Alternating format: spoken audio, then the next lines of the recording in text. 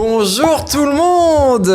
On est lundi 1er septembre, il est 9h et on est en direct sur YouTube. Purée que je suis content de vous retrouver, je suis en train de devenir le streamer que je rêvais d'être. Je suis très content d'être là. Maintenant on va parler de DJI parce que DJI justement, comme je vous l'ai dit, comme je vous l'ai expliqué, on est sur un début d'année qui est assez colossal. DJI commence l'année avec le Mavic 4 Pro. Ils ont commencé l'année très fort parce qu'en vrai le 4 Pro était très attendu. On peut tourner en 6K, en 60 images secondes et surtout on est sur un capteur micro 4 tiers. Jusqu'à présent, si je dis pas de bêtises, bah voilà, c'est ce qu'ils expliquaient.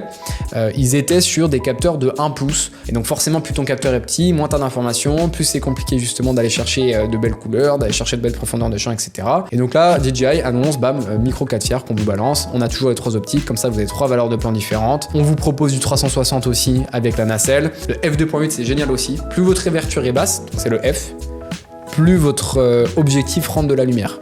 Et plus votre objectif rentre de la lumière, plus votre caméra entre guillemets est contente. C'est plus facile de diminuer l'apport de lumière que de chercher à en avoir. Donc avoir du f2.8 sur un drone, c'est top. Ça va permettre justement à beaucoup de créateurs de faire des images très très belles de nuit ou au coucher de soleil ou de jouer avec la perspective, etc. etc. Donc ça c'était la première sortie justement de DJI. Deuxième sortie qu'ils ont fait dans l'année,